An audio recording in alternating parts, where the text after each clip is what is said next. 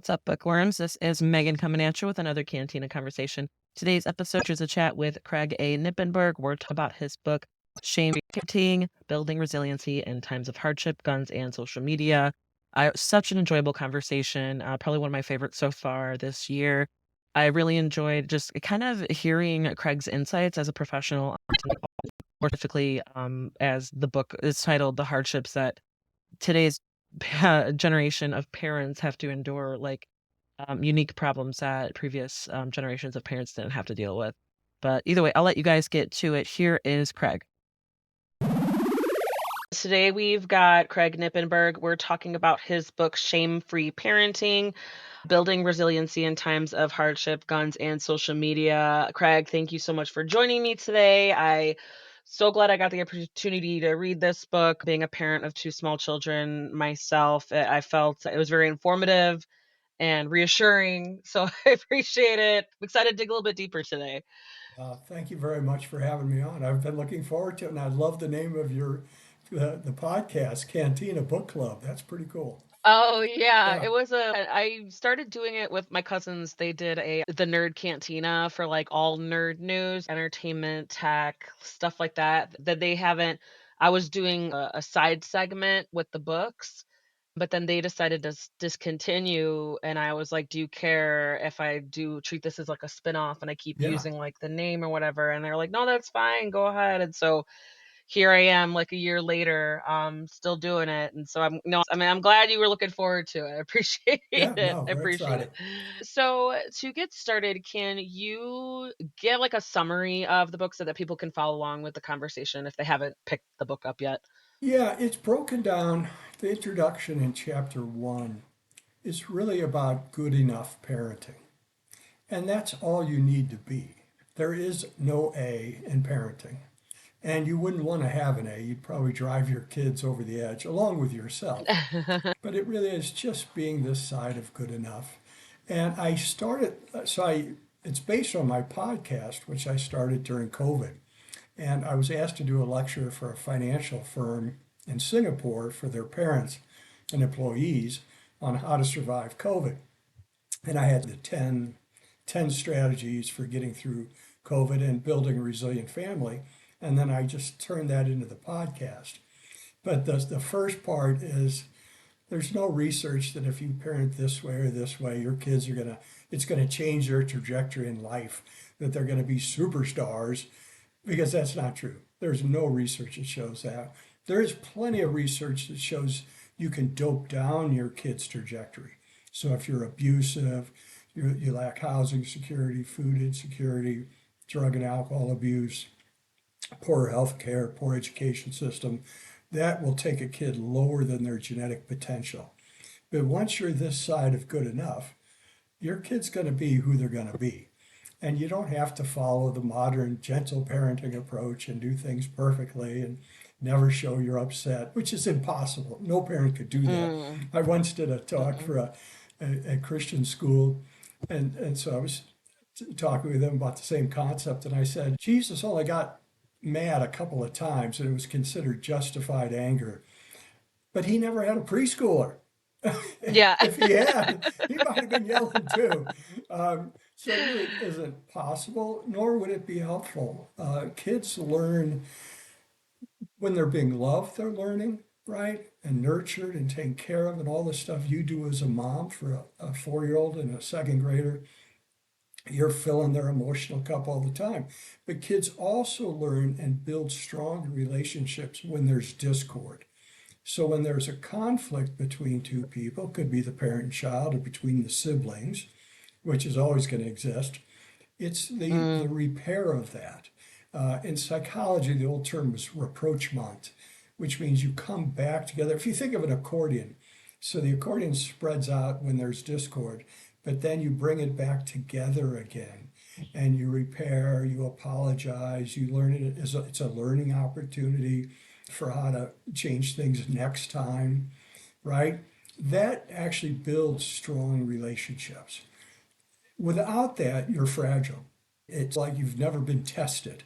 Trees grow when the roots on trees grow, and aspen trees, which we have all over Colorado, they grow when there's wind. So the more wind, the bigger the roots get. They spread out to hold it up. If there was no wind, they wouldn't grow that big root system and they'd fall over. And that's the same for your kid. So it's really not possible to do those things as the trend right now, nor would it be helpful for them. I think the number one, and then the next chapters of the book are sort of ways to build resiliency. And one of those is structure. You have a structured family life, just like schools have structure for the children. Imagine a school teacher that never had the same structure every day. It'd be chaos.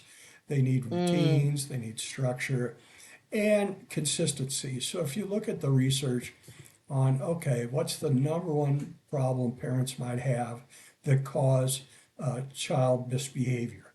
And it's parental inconsistency. So that mm. means when you say these are our rules for the family, that you apply those rules in a fairly consistent manner. Now, that doesn't mean 90 to 100% of the time. It's not possible. Before COVID, I've been doing lectures on this for quite some time, and I'd say, just get a B. If you can be Yeah. consistent 80% of the time, that's good enough. And then would say, unless you have a preschooler or a high school or a teenager, then you're Yeah. shooting for 65% of the time. During COVID, and by the way, families weren't ever meant to have that much time together the way we did during lockdown. That is so abnormal. That's not how our ancient ancestors lived. You were out working all day and hunting and all these things. You weren't meant to be cooped up together all day long, day after day. And after COVID, I adjusted it to, okay, 65% of the time is good enough unless you have a preschool or a teenager, and then 51%. You're just fine. At 51. Yep. Yeah, that's all you're going for. And Yeah. those two categories relate to brain development. And we know for toddlers, preschoolers, they have very limited frontal lobe functioning, so they don't stop their impulses. And they're very emotional. They have twice the emotional output as elementary age children, like your second grader, or older, past the teen years. And adults, they have twice as much emotion. So they can't stop that emotion and it comes out. In the research, the most violent age of humans, meaning committing acts of aggression per hour more than any other age group, are preschoolers. They're like mini terrorists. The I sec- wonder about that too, because I was like, I don't know if it's a second born thing or because I don't remember my oldest being just choosing violence every day like my younger one does. yeah, And it's just, we don't do, because you do mention corporal punishment, we don't subscribe to that. And I don't know, it's not like they watch violent television or anything like that. So I'm like, I guess it makes me feel a little bit better that they're just prone to it. It's just, well, that's where they go there's kind of to. two parts to that. One, he's the second, so he's got an older sibling to compete against. Yep. And when the older Yep. sibling's dominating, you got to assert yourself somehow. In my family, growing up in St. Louis, there were five kids. And if we ate family style at dinner, mom would put out all the dishes in the middle of the table. And if you wanted a second pork chop, you had to eat your first one fast and then stab your fork if you wanted another Yeah. one before your brother got it. So you learned how to Mhm. stand up for yourself. But the other thing, and you alluded to this, that's really critical for parents to understand it, and it's what my first book's all about, actually. The first book's called Wired and Connected, and it's social, emotional, and behavioral development for kids. And what I describe in there, and it's all brain stuff that's very easy to understand. I taught it to children for 27 years. I invented my own brain-based curriculum. But kids have different temperaments. So some kids are like Winnie the Pooh. They're easygoing. If they fall down on a walk, they just say, "Oh, bother." But they're might in a tree and they're happy again. And then you have kids who are piglets that are pretty happy, but they fall down on the walk and they say, "Oh no, I have to go home. Walks are dangerous. I could get hurt." And they get consumed with anxiety. And then you have the rabbits of the world who are not the happiest fellows unless everything's perfect. And Rabbit Yeah. falls over the rock and he says, "Stupid rock, I hate rocks, you're not my friend." And he kicks it. And the rest of the walk, he's mad and he's thrown every rock he sees. And then you have some kid's temperament who's a bit like Eeyore. So they fall over the rock and they say, even the rocks don't want to be my friend. Nobody wants to be my friend. And they're miserable the whole time walking along on the path. And then you have children who are like Tigger. They fall over the rock and they say, that was great, I want to do it again. Yeah. And they keep falling over the same rock till they're bloody and bruised and it's nighttime and they're like, that's the best walk I've ever been on in my life. So every child has their own temperament and they have their own unique frontal lobe functioning. Now, in my book, I call the frontal lobe the president of the brain. It's in charge of the rest of the brain. The lower half is for impulse control. So your second grader might have had a stronger frontal lobe, stronger president, which stops when the emotions, so the emotions rise up in the brain and that frontal lobe comes out to meet them. It's like the defense on basketball. So the team's got the ball, they're coming down the court, they're upset, they want to score, and the defense comes out to slow them down. And some children have really well developed frontal lobes, great presidents. They always stop their emotions and then they think about their emotions. What should I do? Should I get mad? Should I push back? Should I forgive him? Maybe I could distract my little brother to get him off of wanting to touch my Lego. They can think through things where children with lesser presidential functioning just tend to be impulsive and they don't stop Yeah. and think through it. And the third area of the brain, real quickly, that the book covers is your nonverbal system, which is our ability to read others, to read social cues, and is really the seat of empathy, to be able to put ourselves in that other person's position and think about what would I feel if I was that person. It's a really amazing system. And we know that some children tremendously empathetic, other children in the medium, and some not so much. And they don't read Yeah. things. They're very still. You touch on that and definitely emphasize that was something that, as a whole, like a lot of families and children suffered with through COVID because they weren't getting those opportunities Right, to read those nonverbal cues right. and the social interactions that we're so used to. That was just like shut down for Oh, it a was. significant portion of time. And when you're 4 years old, now he's 4. He was born actually like in November of 2020. So 6 months Oh, after wow. everybody was like shutting everything down. And but then that was the year that my older one, he started his 3-year-old preschool. So they were testing it out where all the little kids had to wear masks and stuff, Oh, but they yeah. didn't even seem to think about they didn't seem to think about it. But the point I think about is where the masks also too, it was like No, you couldn't even read. if children are going in person, they're losing half of They're the losing a lot of the facial nonverbal. cues. And it was hard on, I Yeah. remember they asked, the preschool teacher asked me to come in to talk to the children about the mask. And there was this mask laying on the floor, all ripped up. And I looked at the other kids and I said, whose is that? And they're like, that's Tommy. He's having a bad day. And I'm like, Oh, poor Tommy. So you're right, that delayed the development. And now you have everybody's on their phones. And so with yeah.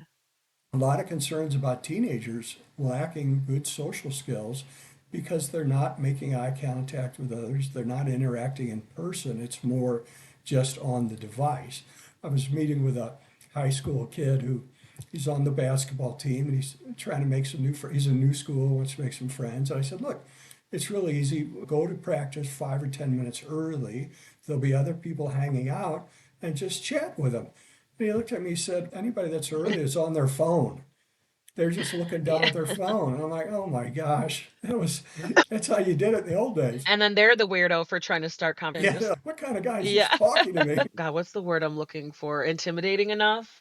Just like talking to peers when you're like just trying to small talk. I don't know. I'm not good at small talk and I'm like in my mid to late or 30s. So I just I guess it depends, but yeah, I just imagine that age group is just it's things are awkward and their anxieties, everything is all over the place. Yeah, And so to just a simple task of we'll just go a little bit early and see who you could talk to. That's a big ask, even though as simple as it is, it's really they're just people, right? It took me a long time to realize people are just people. yeah, Like yeah, it's so yeah. but teenagers, their brains, they Oh, don't and they're not there yet. no, and they're very much in terms of construction, they're like a preschooler's brain. So that president, the prefrontal cortex, undergoes massive development from puberty. It's finally finished at age 26 for females and 28 for males before it's all reconstructed. And then your brain is actually getting close to multitasking. real multitasking, which not everybody can do, but your brain speeds up to it. When you're like preschool, it goes, the electrons travel at, the transmitters travel at 2 miles an hour. By the time you're 35, your brain is firing at 200 miles an hour. And so if you think about as a mom of two little ones and you're doing a podcast, all the stuff you have going on in your head that you're juggling, right? You're a juggler with a brain that they can't handle all that. It drops in half. The functioning of their president drops in half. So they're impulsive, they're disorganized, they're spacey, and that emotional system gets twice of Mm. the emotional output as elementary age children or as adults. So when the teen yells at your parent saying, "You don't understand how I feel," they're right. You don't. Yeah. You can't make that much anymore. What you can do as a Yeah. parent is remember when you were that age and how intense Yeah. everything felt. And then the third part for the teen brain is the social piece. So humans have learned to survive by working with others, being part of a group. That's why humans have been so successful. And other animals live in packs, right? And the drive when puberty hits to be in the group, to be connected, you're just obsessed with your friends. And I used to have to teach middle schoolers on Monday morning. Well, all they wanted to do was find out what everybody did over the weekend. They were Yeah. chatting nonstop. I'm trying to teach your kids. Come on. Yeah. But that piece really adds to that teen brain. And it takes time for that. It is a phase. I think it's critical for parents to end developmental phases. Some of them are just delightful. We Yeah. refer to elementary years when both your kids are in elementary school. We call that the golden age of childhood. And they're just precious. I love teaching fourth grade. My wife was a 27-year-old public school teacher, fourth and fifth grade. They're just fabulous. And then you get the puberty started and the middle school brain. Again, at this time, females are about 2 years ahead in brain development than males. And that starts in utero, actually. When testosterone floods the fetus for a male, it slows down brain Mm. development. And at birth, they're about 2 weeks apart. By preschool, they're about 2 years apart. And that with puberty as well. And this time of year, eighth grade girls are already looking like high school females. They look sharp, they're acting more Yeah. mature. They think the boys are such idiots, and they are. Yeah. And the middle school guys are still like bouncing ping pong balls. And for them, it's Yeah. usually around the second semester, sophomore year, where they start to show some maturity. But kids go through all these phases. And what I always tell parents, even in the rough phases, never wish a moment away because it goes so fast. Yeah. And now, It does. That's why, like, when I was reading through so much of your stuff, it was like, and when I say it was reassuring, because I was like, okay, at least at the bare minimum, I'm confident that as much as I like doubt myself or worry, I found some reassurance in the notion that, and you mentioned this earlier, of where it's pretty much like you can overdo it and it might not have the impact that you think it would. Like you yeah, can push them towards a certain thing, or you can have strict rules, or you can have like high expectations of them, but genetically they are who they they are are. who But they it's just are. like when they're lacking things, or when they're encountering like obstacles and challenges, and like where it's their basic needs aren't being met, then that's when that that starts to affect them. So I think that was just it was reassuring, and I felt better because I tend to be sometimes I feel like a lazy mom, but or like my husband says I'm a sucker. I'm like soft for them. Yeah, I think I just have a lot of patience, and sometimes I just pick my battles. I'm like yeah, I don't, and it's sometimes like when I do snap and when I do raise my voice and stuff, and it's like exactly like you said, it's impossible to keep. That's why I think one of the first chapters, it's okay to lose it. I feel okay. Like I still felt okay because afterwards, I'm like, when I remember, I try to make a point to saying to my kids, especially the 7-year-old, It's like, "I'm sorry I lost my cool. I don't like doing that to you, and it just I didn't appreciate that you weren't listening to me, A, B, and C, whatever." And I would say I definitely do that better with my kids, and I make a point to do it than It, I do with the hubbub of in with my husband, because I wanna also show them good examples, but my husband and I are so different. We're just, like, back and forth, but we don't always come back to reconciling in front of them, and so that's, like, where I worry about the Discord, but I your text and, that's like, some of your something notes that on what you've said. You hit a lot of different things. I'm trying to take notes over I there. know. I couldn't I'm all keep over the up. point, all over the place, But yeah. the important thing is like the repair, and you have that rapprochement with your kids. And it's also very normal for parents to have different approaches. That's classic. And kids get it. They understand it because they have different teachers. Some teachers are pretty Mhm. strict, others are a little more casual. So they know what they can get away with who. They figured Mhm. that out really fast, and with mom and dad too. Now, the Mhm. key for partners, so if you're a parent with a partner, I was a single parent for about 10 years, but if you have a partner, is having time to yourselves to discuss how are we doing as a team? Is there some areas where we might want to take a little bit more team approach? Or how about some areas we'll just acquiesce to each other? We'll let you handle that. With our daughter, who we adopted at age 7, she's 19 now. So we have kids 19 to 47. Two Okay. grandkids. I've been an adoptive parent, step parent, single parent, you name it. With her, I was the soft one, and she knew how to get to me. And she would often ask her mother, and mom would say no, and I would know. Yeah. Then she'd ask me. I'm like, sure, Yeah. honey, that sounds great. Right. And in third grade, we had to go to Michael's for something for a craft project for school, and she sees this makeup kit. Like it's a box a suitcase you open up, it's got 3 layer Yeah. levels. And she said, Daddy, that is the best. That is so awesome. She was working me over. I had no idea that my wife had already told her no makeup till 6th grade. So she worked me over, and sure enough, a couple days later, I went back and I bought it for Christmas, right, from Santa. And I bring it home. My wife said, "What's that?" And I said, "Oh, she's going to be so excited." She said, "She knows she's not allowed to have that. Take it back." And I took it back. So from then on, when my daughter asked me something, I'd say, "Honey, that's above my pay grade. I Yeah. can't answer that on my own."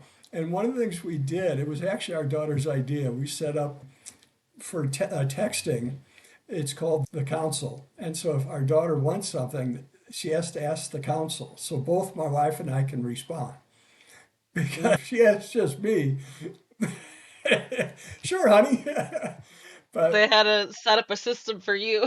yeah, so I think it's important that you come together now and then, away from the children. You don't want Yeah. to disagree with each other in front of them. But then because nothing in that moment is really that important that you can always Yeah. change your mind. It's fine Yeah. for parents to say one thing and say, I thought about that, and yes, you can do that, or no, we're not doing that. With a Yeah. cell phone, we thought we'd get our daughter the smartphone in 6th grade, like all the other children. And my wife's a therapist as well. And after everything we see with our patients with smartphones and in our culture, we decided we'd wait till high school. And so we Oh, sat down I with you her. guys are so strong and brave. Oh, I'm, like, and we not were the looking only forward to ones. that point either. But she was so upset. And then years later, when she was maybe a sophomore, she said, I'm glad you didn't let me have a smartphone in 6th grade. I would have gotten in a lot of trouble with it. And she was very insightful about it. And she didn't miss out on anything. Kids will tell you, I won't Yeah. have friends and I won't know what's going on. And she still figured it all out. Yeah, it's I can totally understand, like, in the moment, but then, like, in retrospect, she looks back and she's, "Yeah, I don't feel like I missed out on anything." Like, she caught up or she found her people, like, she Yeah. found the friends her she found her group either way.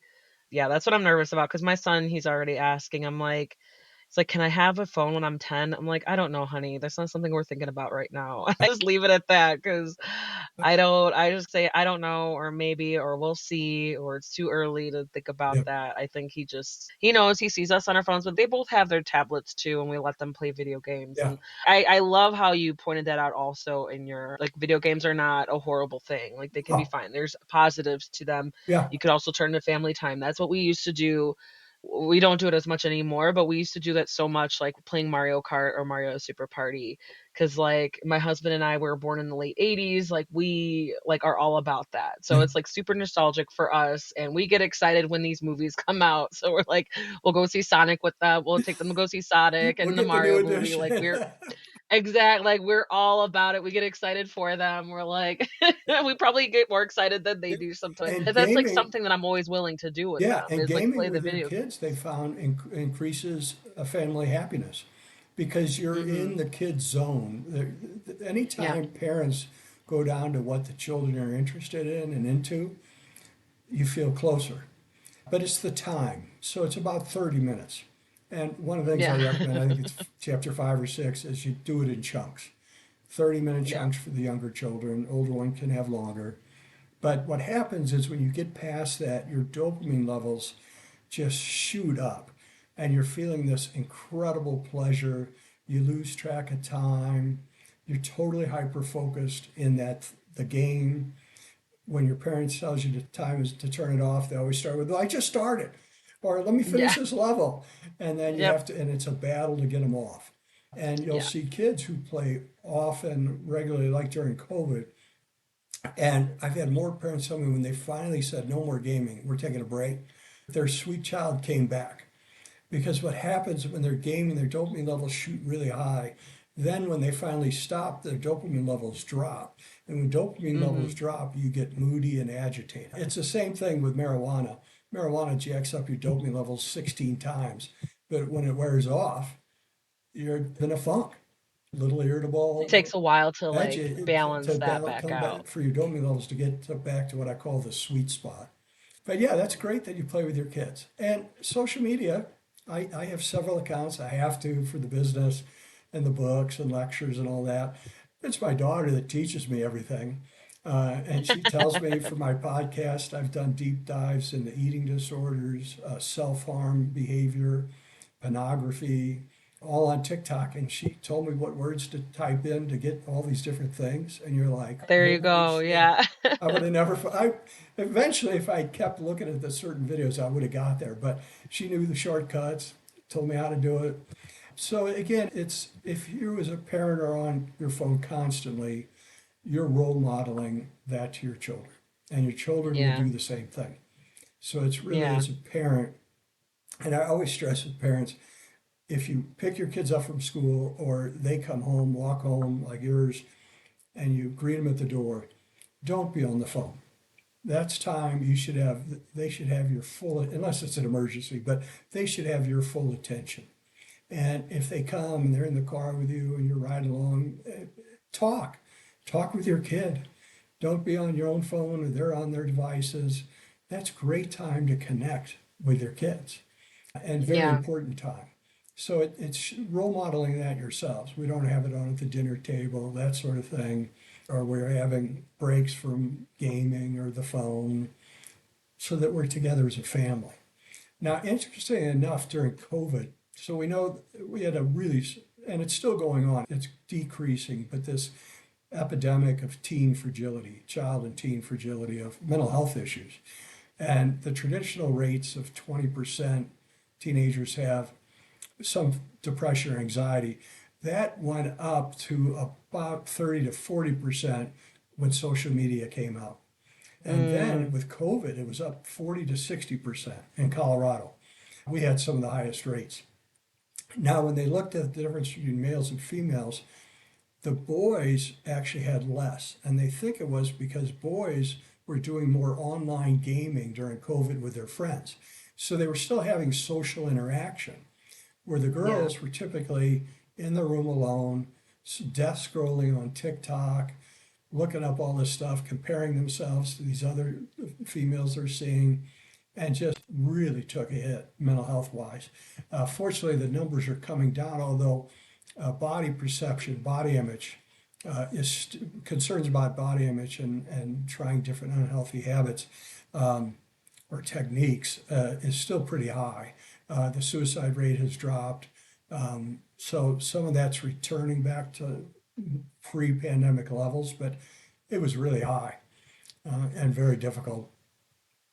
Yeah, that's one thing that I noticed too that was I guess I was like when the whole pandemic was happening, it was challenging, but all I could feel was a little bit grateful because my kids were so young. Like I had a newborn at the end of 2020 and then a 3-year-old who just started preschool. So I felt like we dodged a lot of those complications because we're starting out like our Yeah, normal routine. It right. was like Yeah, versus now, if something like that happened now, it would be like we weren't like I looked at it as if, you know what, I'm not in a family of four where four people are trying to share one machine or two laptops, or right. we're trying to share the internet and we're all where there's two kids or three kids fighting over one laptop just to feel like do everything they need to do. And I just looked at it that way where because like we're comfortable in like financially, Yeah, but I know that there are so many families out there who they didn't have the resources or the school was they were so reliant on the school for a lot of that technology time and even going off on it like food security. There was that's like where I just took a step back and really looked at the big picture because I'm yeah, like, you know what, this is rough, but we're gonna have it easy for now. Like yeah, it's not that bad for us yeah. for now. And, If and, and anything, that's maybe very, us adults are going a little crazy, but yeah. like it's we're And just doing our I best really here. like your approach of graciousness and gratitude around that because so many families really were burdened way more than others. And there was a big discrepancy between school districts that could roll out a pretty good online learning platform and others that couldn't. And it was Mhm. our daughter's freshman year of high school that she missed. There was no learning going on. There was, it was a wash, just a total wash. Yeah. And anything that she was supposed to be doing, she found a way to blow off. And the school didn't really keep track of anything. It was Yeah. a nightmare. But that's important to understand that. And there are so many parents. We know that the Surgeon General issued a parental advisory a couple months ago, back this fall, about parents under pressure and the rising rates of depression and anxiety among parents. 41% of parents feel stressed out every day. Mhm. 46% report times where they can't function as a parent. We've got about 66% of parents whose number one concern is financial. They just can't make Mm. ends meet. And there are so many of those families out there. We've got 75% of our parents are afraid of school shootings for their children. Yeah. Another Yeah. 70% are worried about their kids' mental health and social media. So there's tremendous stress on parents. And there's been this cultural thing on momfluencers mostly. There's a few dadfluencers out there, No, I'm but, happy you addressed you in your book for we sure. added a Yeah. layer. The layer in the 20s, 2010s, especially, really cranked up around academic achievement, and your kids got to go to Stanford or Ivy League schools, and we got to push our kids and test prep and all this stuff. There's no research much on where you go to school and how that affects your life.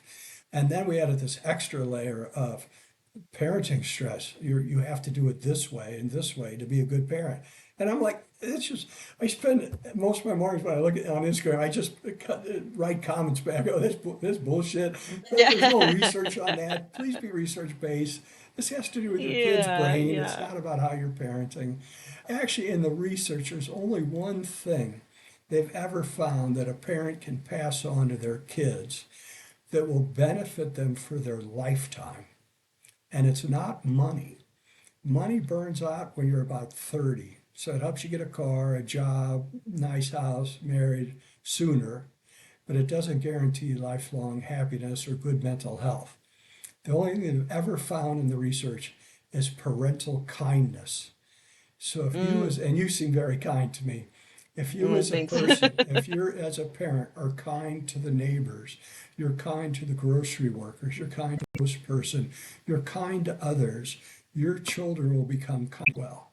And being kind, we know in the research that being kind gives as much back to you as the person that receives your kindness.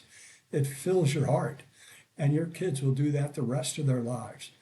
But beyond, there isn't anything you're going to do that's going to really change your child's trajectory.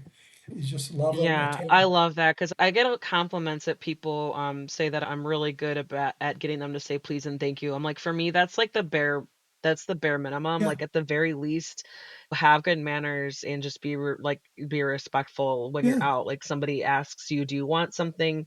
Like, I've just a couple instances where my son will be like, "No, thank you," and my Oh, friend will come to me and repeat it to me, they're like, "Oh, your kids are so polite," and I'm just like, "Oh, yay," like, they yeah, did it without me being around, without having to tell them to, like, "Hey, what do you say?" Say, "Thank you," say, "Please," like, they do it, they're starting to do it on and that's it's for me, that's just, like, the basic because I always even if I don't really it's second nature to me, like, right now, it's where I just say, "Thank you," or "Please," or I just do it so that I don't have to, like, consciously do it, but with them, I do so that yeah, hopefully they get those habits where they just say even if they're, like, in a bad mood, they can, like it costs nothing to say please, it costs nothing to say thank you, even if you're walking around all grumpy, just, "Okay, thank you," like, just it's a simple it's thing, and easy so to, I love the kindness that can yeah, transfer down because because that is something for me that I really wanna stress, even if they're not brainiacs, they're not the smartest people in the world, they're not making, like, millions of dollars every year, at the very least, I want them to be, like to just be happy and to treat people, like, with respect and to not yeah, be an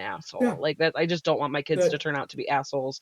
I don't want them to be racists or, like, that's, like, you really just the basic want it to minimum, I'm like, as long as they don't turn out like those ugly parts of people, like, then yeah, I'm happy, I'll be a happy mom. yeah. You just want them to respect basic human dignity.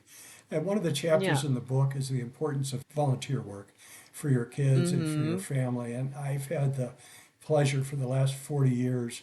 I started a program for mental health consumers. And what we used to say is people with chronic mental illness, like schizophrenia or severe PTSD. We've had a lot of veterans. And it's at my small little church in our neighborhood. And we have about 40 or 50 every month for a dinner. And we play bingo and we give away soap and shampoo and basic necessities. And it's just fabulous. And my son, who's now 32, started when he was 3 months old coming. I'd take him and he'd help me carve the Thanksgiving turkeys every year. And I got to Oh. chronicle every year with pictures. And my daughter, then, when she joined our family, she started coming. And she calls the greatest bingo games. One time we had two people get bingo, and she was like, "It's a miracle!" And she's Yeah. screaming and hollering. But what meant so much to me is that for both my kids, they don't see those our guests as strange or weird. They're people, and they treat them with dignity. And our guests Yeah. love it because nobody treats them with dignity. And I think it's passing that orientation on to your kids is critical and so important for your mental health, their mental health, and for our society's mental health. There is a Yeah. lot of unkindness right now going around, that's for sure. And we really need to Yeah. return to that. Yeah, I get on my and it's stuff. that's the hard part of it is, like, in school, it's like you can't with their peers, you can't really control or monitor everything that someone else's kids are saying, and so that's the only thing I could see is, like, me being worried about is just I don't know what kinda habits or things that they're picking up because it's, "Oh, everybody that's how everybody acts," and, Yeah, "Oh, that's what people are doing," but I really don't so far, I don't really see a whole lot of troubling behavior, at least not from that. They might say, like, some trending phrases where I'm like, "What are you talking about?" It's just they but picked up that's the gonna be like lingo. almost any yeah, exactly. So I'm like, "What? Can you not?" Yeah. Like, Oh, there. That's your brother's gonna start saying it. he will too, and he's going to teach the other preschoolers. But Yeah, that's no. how things trickle down with kids. And child development's no different than it ever was in the brain. What is different is our culture. And when I was in third grade, me and my buddies, we got in trouble because we were in the library and we looked up the F word in the Oxford Dictionary. And we looked up the slang term for vagina. We didn't know, we'd never heard the word vagina, but we tried to find the slang words, and then we got caught by the librarian. We had to go to the principal's Oh, office. no. Now kids can just look it all up online. And back in middle school, your first exposure to porn was if your mom had a J.C. Penney catalog, and they had the Mm, bra section. And as a sixth right. grade boy, you're like, whoa, that's incredible. Yeah. Right now, it's online, and you have third and fourth graders who are seeing pornography. Yeah. And then you're just like, where in the world did this come from? then Sometimes you they have just to. stumble on it, other times they hear things from the other kids and then they check it out. Yeah, that's exactly right. Like maybe you can do your best, but then somehow somebody finds something, or because he goes to like after school programs like for working parents where they have people who are watching kids. So he interacts with like older kids after school like a few times a week, and Me who too. knows? Yeah, they're Mhm. going to hear Mhm. stuff. They always do, and what's the saying? Little pitchers have big ears. They Yeah. love to listen, and they listen to mom and dad through your door, and they'll listen to the Yeah. older kids. That's just the nature of children. How would you handle that then if somebody as young as my kid was encountering something like that? Or because we did have something like where it was like on one of their, it was like one of the school issued, I think it was like an iPad, a school issued Yeah. iPad where they found the search history. Like it was a group of kids that were doing it, and my son was in that group, and it was just like the principal, he called us and talked to us. It's not that serious. It Oh yeah, happens like it every does. year. We see it happen all the time. And he just explained, like, what they said and what they talked about and stuff like that. So, it was like an understanding where when we approached it, we were like, "Do you understand why that wasn't appropriate to be Yeah, looking good. at? Do you understand why Yeah, we had to have a talk about it?" Things like that. yeah. And so we just so I don't know if are there any other things that you would recommend? Because I know it's gonna come up either way, and Well, I'm it just it the will, only thing and I see it is, the okay, I'm just gonna have a conversation I might not be ready for, but it's yeah, gonna have to and happen. and It's be ready. y There's many times my wife yeah. and I are so thankful we didn't have to parent little ones with phones and Yeah. everything that's out there. It was much easier. But you handle it great. I would tell parents, expect it. It's coming, and it's part Yeah. of normal development, and it's just coming earlier to kids because of what's out there. And then you Yeah. don't want to overreact and get all freaked out. But just say, oh, tell me what that was about. So you're always, a query is always good with kids. Oh, that's an interesting thing the kids were looking up. Where did they hear about that? Or and how'd you start to look at it? Oh, okay. Yeah, that's some stuff that's out there. And then you want to talk about your family values. How does this fit with our family's values of human dignity for all people? So I've had my my son when he was in middle school, a friend of his showed him some pictures online that were on my heart. We just had a desktop computer in my office, and I found Britney's boobs in the search bar. It was Britney Oh, no. Spears. And I'm like, get in here right now. Busted. What's going on? And he's, oh, my friend told me about it. And I said, okay, don't be looking that stuff up anymore. It's out there, but it's called porn. And about three Yeah. months later, we, this, I guess a cookie got put on my computer. And I'm online doing work, and this naked woman showed up in a little box Oh, no, the inviting me to the algorithm got website. you, or And yeah. I'm like, come in here, honey, we need to talk. Yeah. And so the consequence was I put a password on the computer. I'd never had a password. And then I had them read, there was an article in the Denver Post about the porn industry and the objectification of women. And I made them read it and write me a paper about what was Okay. wrong with that. And that was it for then. And then later on in seventh grade, later in seventh grade, I hated doing the password myself. And I said, can I Mhm. take it off? And he looked at me and he said, no. And that's when I realized he was maturing. He actually knew and he was able to admit, yeah, he was tempted. And that wouldn't be a Yeah. good thing. And when he graduated Yeah. from eighth grade, I gave him his first laptop. I said, if you have a problem with it, it's on you. You can pay for the Yeah. repairs or whatever, just don't touch mine. Yeah. And he never really developed a problem with any of that stuff. But and that was It's like a healthy approach that was instead of the just early saying days. no, putting the blindfold on and just no, we don't do, because it's natural to be like curious about that Oh stuff yeah. too. It's just Yeah. it doesn't have to be this big taboo thing. It's there are certain ways we approach it, and here's why, like why society either likes it or why this could be problematic. Yeah. This isn't real. This is not. It's things like that. You just have to be prepared for it. Yeah. So And I totally. It's that's why I'm like I don't. And I know boys they're gonna get so gross in 5 or 10 years anyway, and it's just another thing to add to like the list of things to prepare for and now. with AI now, it adds a whole nother dynamic. A couple God, nights yeah. ago, we were driving home. We went out for dinner with our daughter, and she likes to follow all the social. She's got her people that she follows, and she tries to stay up with news.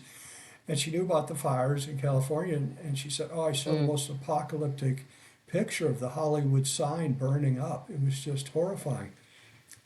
And I was thinking in the car, I didn't hear about that on NPR. And so when mm. we got home, I looked it up, and it was an AI hoax. that went out. Oh no. So I was like, honey, that was a hoax. And she Yeah. said, I try to spot those, but I missed that one. So that adds a whole nother layer. But it's God, I parenting's know, and just, it's like something that that's a new challenge for us. It's because a lot are dealing with so many things that generations prior to that didn't have to deal with. But like now, in addition to that, consequently, our parents are dealing with things that previous parents, like generations of yeah, parents, have never had yeah. to deal They, with. So like the whole AI thing, it terrifies me oh because yeah, I'm like, it's not just like with visual, audio, or video. It's with, you mentioned the chat GPT. It's with the content, the text generation, and manipulating all that. And it's so much. And it's so hard to not feel so overwhelmed by all of that. So I can't imagine people, parents of teenagers, like a huge learning curve. yeah, And yeah, unfortunately, I feel like parents are just like behind the bill a bit. yeah.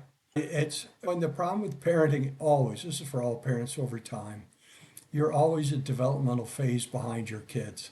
Just as you figure Hmm. out how to parent for that developmental phase, they go into Yep. the next one. And you're always playing catch up. You're trying to catch up Yep. to where they are. It's like they. Grandparenting, being grandparents is a little easier because we've seen all the phases. So now we Mhm. get it, and you have a more historical background. Oh yeah, that's just a phase. This is what's going on. But when you're in it, you're always playing catch up. But it's Yeah. the exposure, and one of the things I put in the book, in Shame Free Parenting, pretty much at the beginning was, let's leave the librarians alone. We're trying to ban Mm. books at some school. But everything that could be known in human existence, the most heinous stuff, is in the palm of your hand.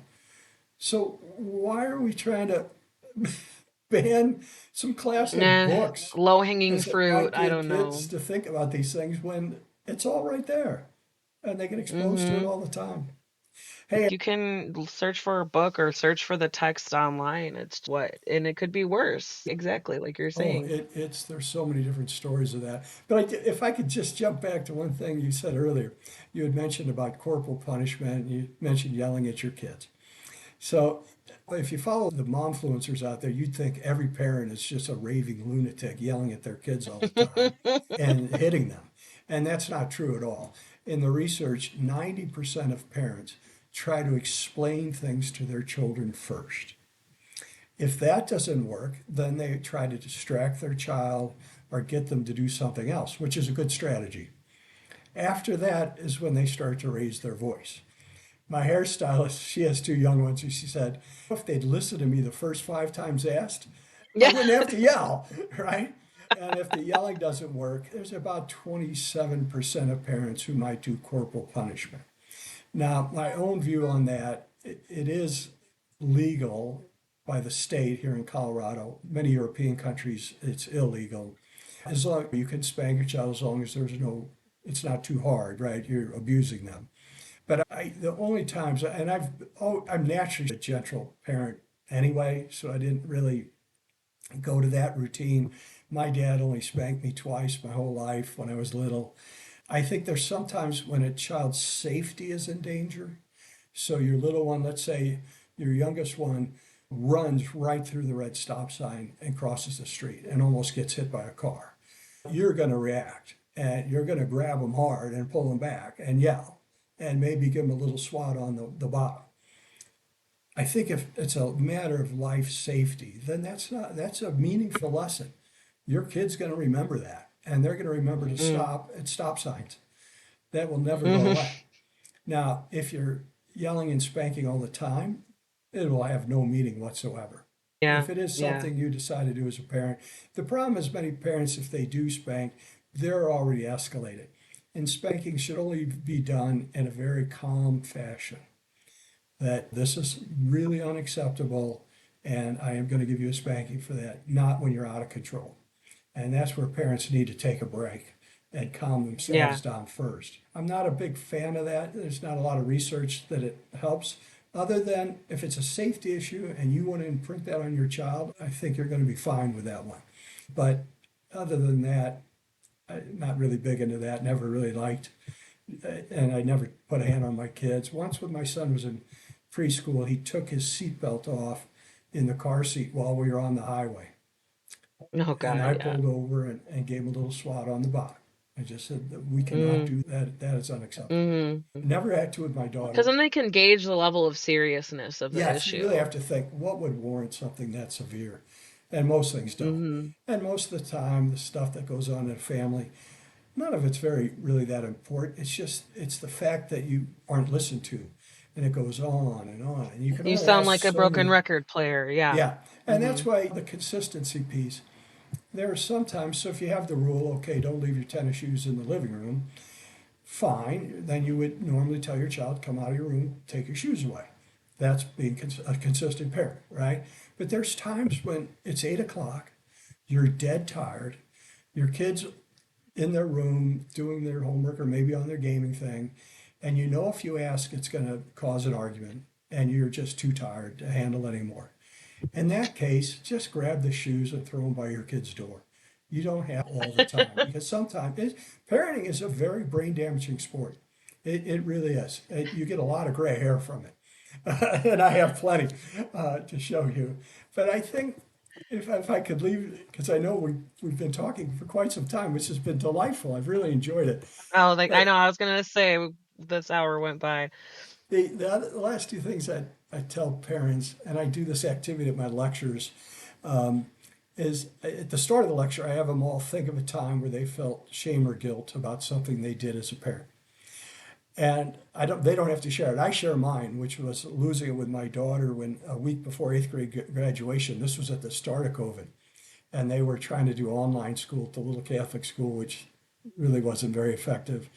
And her eighth grade teacher, a week before graduation, called us up and said she's missing like 40 assignments and wouldn't graduate. And man, I got lit. Yeah. Now, when I was telling the story, my daughter was at the book table and she spoke up. She said, I don't even remember that. I'm like, oh, I do. Uh, and then the cute part of it is, And it was what, like 4 or 5 years ago? yeah, And she's she doesn't. 19. She didn't remember. And the next morning, I wanted to apologize. When I sat down on her bed, I said, I'm so sorry that I got so upset last night. And she looked at me and said, it's okay, Daddy. It's COVID. It has us all stressed. Now, right then, I want to say, no, it was you Yeah. not doing your assignments. Yeah. But I didn't. I just accepted it, said, thank you, honey. And we'll be getting those done this week because you'll be at the dining room table too. They're completed. And she got them done and she graduated. But there's so many times that you think, oh, I've damaged my child, and they don't even remember it. And when you ask a kid, what's a time you remember with your parents? Often the parents will be like, I don't even remember that. It was so small to you, but to them it was a big thing. So it's hard to tell. But the one thing I like to do when we talk at the end about letting go of any of that guilt or shame, and I tell them about the Gottman principle. Gottman was a psychologist and relationship specialist. And he said, in any relationship, and he did most of his work on couples, marital couples, but it's a 5-to-1 ratio. For every one moment of discord, if you have 5 positives, you have a great relationship. You don't have a problem. And so I ask the parents, before I tell them the principle, I say, tell me things you did this morning that were positive for your kid. Woke them up with a good morning, honey, made them breakfast, made sure they had their notebook and their lunch was packed, took them to school, walked them to school, told them you loved them, gave them a goodbye kiss. There are hundreds of things you, as a mom yourself, Megan, do every day that is adding to this giant stained glass window. So think of your child's development as this huge stained glass window with billions of pieces of glass. And every day you're putting in hundreds of beautiful, perfectly magnificent colored pieces of glass into their stained glass window of who they are. Now, sure, when you yell or we get upset, maybe your kid has a couple pieces of glass that's not so pretty, but it doesn't compare to all the beautiful Mm, pieces of glass that you put into your kids every day. mm-hmm. And that's why you don't really need to worry about, oh, I'm not that perfect parent. You don't have to be. You just have to be this side of good enough. You can relax. You follow your natural instincts. You're going to do just fine, and you love them a lot, and give them, teach them to be resilient, teach them to be independent, and nature is going to do the rest. You aren't going to dope down your kid because you yell too much, because parents have their own temperament Yeah. too. And Yeah. some parents, Yeah. not all parents are Winnie the Pooh.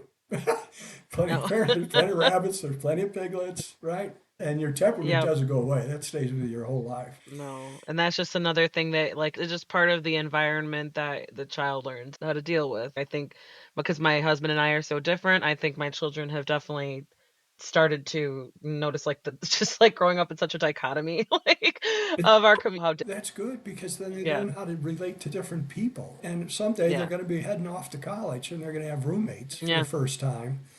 And you learn Yeah. pretty quick. People do all things differently than you did or the way your Yes. family did it. And you're going to have Yes. different bosses with different personalities. Not every, not everybody's going to care what you feel. Yeah. And Yeah. right now this trend is, oh, whatever your child feels is the most important thing in the world. Survival's first, and Yeah. learning to get your work done and do things. That's the Yeah. basis of survival. And Yeah. if you have time to talk to your kids about their feelings or cause of behavior, great. And that's part of validating their emotions. Many of the time it's after the fact, so it's after the blow up, after they've had a timeout or whatever, and then you talk and you help them understand why they acted the way they did and you build their insight. But when you're getting the kids to school in the morning and your little one is fussing and doesn't want to go to school, and your older one is, I don't want to walk, it's too cold, would you drive Yeah. me? You're not going to be the most calm person on the planet. And if you were going to, there are a few momfluencers who do the real mom thing, and they're hysterical and they're fabulous. They're like, okay, day 3, I'm wearing the same outfit. I haven't brushed my Yeah. hair in 2 days. The kids just ate the Yeah. same breakfast they had 2 days ago, and we're Yep. just trying to get out the door. Yep. I no, I'm like right there with you where I appreciate that realness of it, where it's just yeah, house is I but I know there's a certain like group of it's not like the tidiest, it's like always disorganized, but I'm like if I'm expecting people over, I'll take care of it. Right now, it's not unless like I can get to a certain amount of time, like duration of time where it starts to like cause me like anxiety, where it's really I feel like I can't look over it anymore. And then maybe that's when I get, like, a little anxious about it, but I totally appreciate those accounts where it's just, "No, this is us. We're just taking one day at a time, Yeah, and we're my hair getting is by. the casualty of that." Yeah, that's all you have to do. Yeah. Make sure they're Yeah. fed. That's Yeah, that's really, like, my unsolicited advice to anybody is just one day at a time, yeah, and it's hard not to compare, but it's as long as you, like, love the shit out of them, it's hard to mess up, at least it in my is. If opinion. you're It's if you just attached care to about them, them you and love love them. them and take care of them, the other stuff fades away over time, and some of those things will become the tales at family reunions 15, 20, Yeah. 25 years later when the kids are like, Mom, remember that time? And then Yeah. and you're all laughing about it because it Or you're really, just like, "No, I have no idea what you're talking about, yeah, honey." I think like, we don't imagine remember that. that. Those become family folklores, and your kids learn, and they'll be just fine. And I was Yeah. asked in a radio interview with Colorado Public Radio several months ago, and they said, "What's something you did for your kids that you think was so important?" And so my son, I raised. I was a single dad when he was about 7 till he was about 17 when I got remarried to my wife now. And for him, I just said, I thought for a while, and I said, nothing. I just tried to stay out of his way. He was I just let him do what he wanted to do. He wasn't particularly driven academically when he was younger in elementary school. He didn't really care about it. Eighth grade math teacher just took him to a whole new level. And he was a tough teacher. But that's when my son really took off. And now he's a surgeon. And Oh, when he wow. was younger, I'd be like, you're doing your homework while you're watching TV? The parent thing, right? And he'd look at me and say, I have all A's. I'm like, okay. And I just knew instinctively I could go after this or that, but it would make no difference. And he just needs to be who he's going to be. Now, our Yeah. daughter we adopted at 7, and she doesn't mind me sharing this. She actually shares her story at some of my lectures sometimes. She had some attachment issues from her birth mother and Mm. grandmother and loss as her grandmother died when she was 3. That's who was raising her. And it was an abusive situation after that till we adopted her. And she has ADHD and bipolar. So we've learned a lot about that. And for her, I said, we had to be really consistent with her. And she told me it was last spring, no, 2 springs ago. I took her prom dress shopping for the senior prom. And I was in tears watching her come out of the No. dressing room in her dress, looking like a young woman. I'm crying. And we're driving home and Yeah. talking about what an amazing experience was. And she said, it took me about 10 years to trust you and mom. And she said, I finally, mostly because of mom, that I knew when mom says something, it's going to happen no matter what. And it always does. And so she really, because of this disruption she experienced early in life, she really needed that consistent foundation of love and support, Yeah. clear rules. And if we told her we were going to do something for her, we did it. And that's when, and it was just this golden moment of, wow, like she finally trusts us. Yeah. And So all kids need different validating. things, but you'll see over time. I bet, yeah, I would have been crying there with you if Yeah. Mike, like, if your daughter said that to you, and just it speaks to your parenting style or how much work you guys put in, and to the point where she made it where she felt comfortable enough to like say that to you, Yeah. say that to Yeah. your face. Yeah. That's so important. But and it was I in the love that. car while we were driving, and that's a great tip for parents of teenagers. They'll talk to you more in the car because they don't have to Yeah. look at you. You're Yeah. driving, right? And so you have to be driving and looking ahead, and they can just open up about stuff. And then as soon Yeah. as you get home, they don't want to talk. They're Yeah. done. But that's often a good time with your teens and your kids too, just to talk in the car.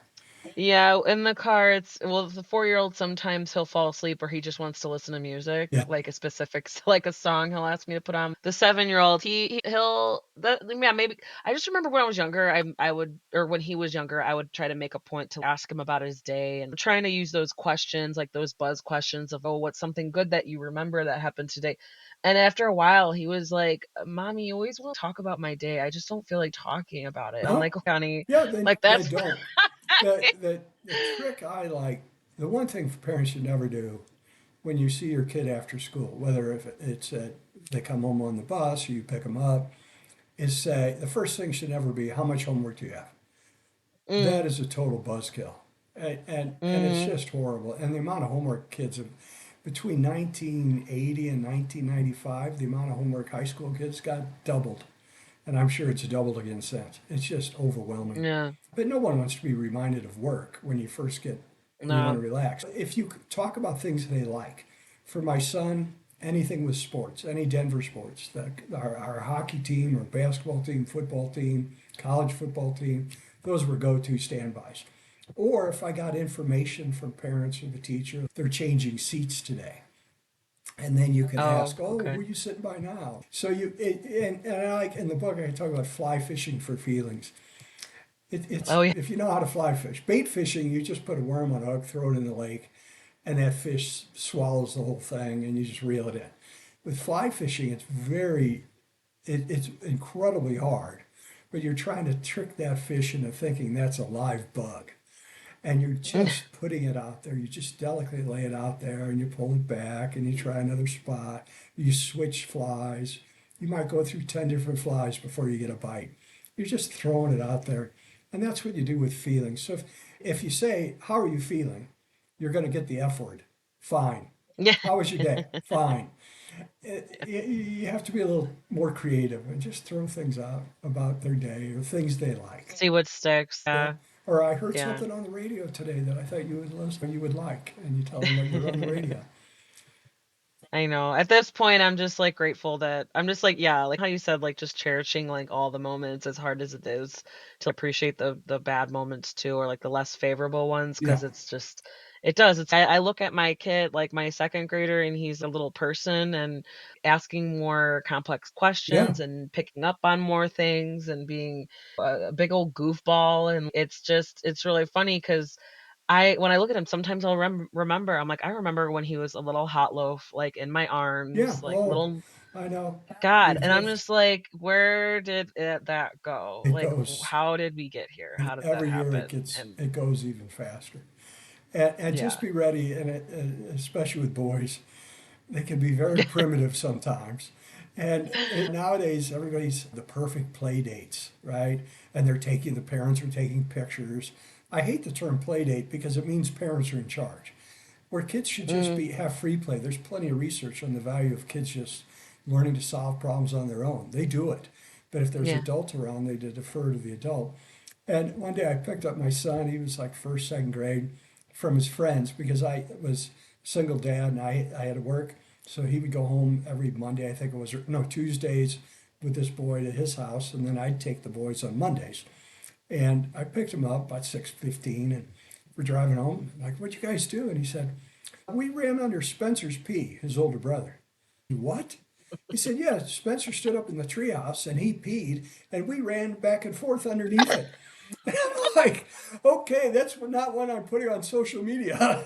That's boys. That's a free play. That's what they come up with when Yeah, they do all kinds of stuff. Oh my But god. yeah, you Yeah, have to I'm not appreciate it all. And again, never wish a moment away, even in the hard yeah. times, because then it's gone.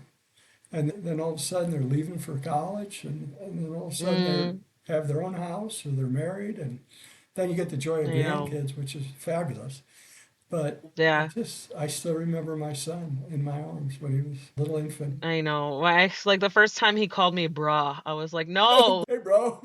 I was like, "No." He still calls me mommy sometimes, but he's "Bruh." I'm like, "What?" I the fir yeah, it was definitely like a culture shock moment when he first called me that, and I'll tell my friends that, I'm like, "No, he's already there. He's already there." It's just I love I that. know, yeah, Just he's it's not like even disrespectful either, I'll ask him a question like, "Well, why didn't you tell me this?" He's, "Bruh, I didn't even know." He's just like, "I his didn't even know." It was vernacular. a simple thing of yeah, Yeah. it could just be like a simple innocent dude, he's not it yeah. So, I'm gonna wrap this up because otherwise we would just be Can I like tell you one? talking. Can I tell you one last Yeah, story? of This course. is the long-term view, and parents need to have a long-term view and not the short-term. And I had the experience this fall of going back to see my mom, who's 98, and Mm, she has dementia. She still knows who I am, and but her short-term memory is pretty much shot. But she's as delightful as ever. And on the way there, I stopped for a weekend in the Ozarks to do some mountain biking, and then I wrote down all the things I learned from her, and I got to read it to her. And it was everything that my mom gave me. I talked to her about. And the sweetest thing, she was sitting next to me in a rocker, and I was holding her leg and reading to her. And we finished. Some of the stuff she remembered, some she didn't. But she looked at me and she said, "You're a good boy." oh, It was like I was in my mom's lap when I was 3, still there. So that oh, all that love you're putting in your kids, that's going to be there forever. And it was just mm, a beautiful experience. And I end every my podcast, I end of every show with a story about things of beauty make me cry. And it's all beautiful stuff, mostly about kids or things in the world that I just find so amazing. And having my 98-year-old mother tell me that meant a lot. that's yeah, and you probably didn't even see it coming. You did not expect it to affect you like it did. I'm tearing up now. Yeah, oh, that's so special. Ugh, gosh, and even with her mind being a little bit compromised, is what comes out. Yeah. And Oh my she, in our goodness. hearts, we're connected as ever. And Oh, so, on your most stressful days as a parent, have a long term view. It's going to be yeah, okay. So long that's as you solid. That's just this solid side of advice good enough, again. everything's going to be work out as it does. That's so reassuring and comforting, and it just really gives us perspective, like, parents and listeners or listeners who are readers who are parents, just to give them the big picture of just that reassurance of your expectations of yourself, like where that guilt comes from. It might be because you're comparing yourself or you're setting expectations too high Yeah. when it's just like parenting. It's like there's so many layers to it. And it's just like whatever like at the end of the day, just as long as like their basic needs are met and you are being like kind and you're loving them and you're giving them structure, that's like the basic that's gonna set them up for Yep. a great upbringing, Yeah. great development. Yeah. And it That's all sounds they so need. simple, but like it really is though. It's like when you break it down, you strip it down to the basics of that. Yeah. Yeah. Oh, this has been Craig lovely. Thank you Knippenberg. so much. Absolutely. Thank you so much. Shame-free parenting, building resiliency in times of hardship, guns and social media. I recommend this to parents. And it was a quick short read too, It, light. It's yeah, there's a lot in there, but it's again, it's so valuable. This conversation was so valuable. I recommend it to anybody who just wants to like peek in a little bit and get some more out of whatever they're looking for. They can get peek in and see what you got to say about it, but I almost guarantee that they're gonna end up devouring the whole thing just because there's it's a I good designed it to be a structure it quick well read. and you get to the point. I love it. Yeah. But yeah, and if where can we find you online and on social media? So I'm my social media tag or whatever. What do you call it? My name is The Legit Parent, and my podcast is called Legit Parenting. So legitimate, but legit Perfect. parenting. And it's on Perfect. Spotify and Apple. Both my books are on Amazon.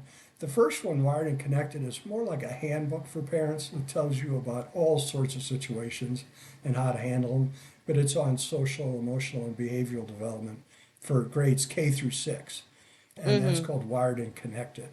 And if you type in Knippenberg with a K, it's Yeah. KNI. Yeah, Yeah. instead of the German, you can find it there. And then on social media, I guess that's just what I post under. Is that I have somebody do it for Yeah, thank you, Craig Knippenberg. Thank you so much. And if and when you're working on anything else in the future, feel free to come back. I'd love to Oh, chat I again. would love to. Thank you so much, Megan. God bless. And there you go. That was Craig A. Knippenberg talking about his book, Shame Free Parenting. That book is available now. Check out the show notes where you can find links where to purchase the book and follow and find Craig on social media. While you're perusing social media for your favorite authors and what they've got going on, find Cantina Book Club on your favorite social media, cantinabookclub.com if you're looking for book recommendations. I'm writing reviews on all sorts of genres. Rate, review, subscribe, all that good stuff. Find your favorite authors and their work and give them a rating and review on Amazon and Goodreads. So it really does help them out as well as pre orders and orders in general. And as always, thank you guys so much for listening.